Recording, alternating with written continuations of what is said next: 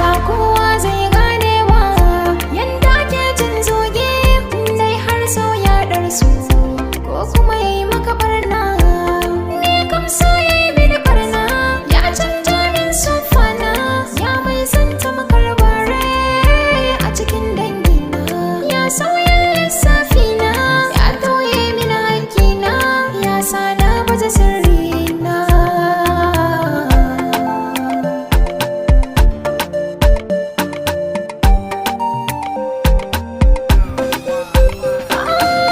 Sambatin soyayya shin menene ke jawowa?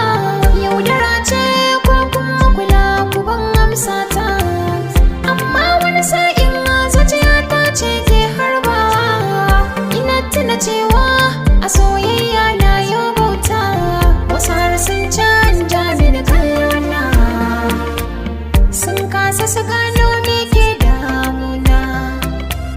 Ni ɗai na san menene ciwona, magani na sa Allah ɗai ne gatana.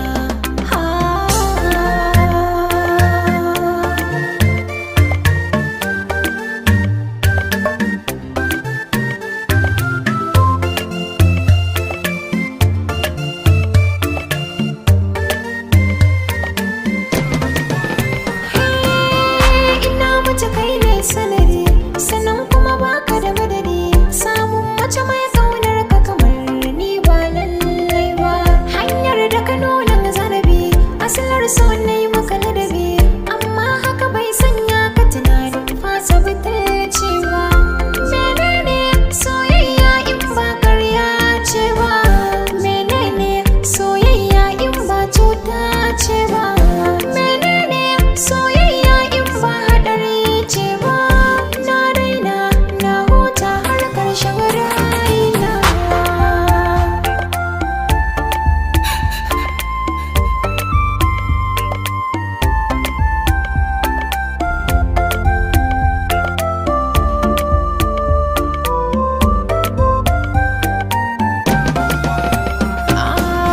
Yaya za ka yi da haƙƙin soyayya ta?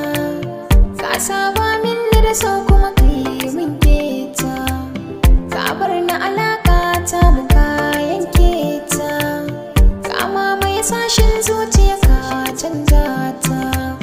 Ko wani laifi na yi ma ne ban roƙi ka yafe min ba, domin na hori da soyayyar ka tun ban saba ba. Yau kuka gobe kuka ne dai ba zan jure ba, tunda Allah na nan addu'a ce za ta yi gadina.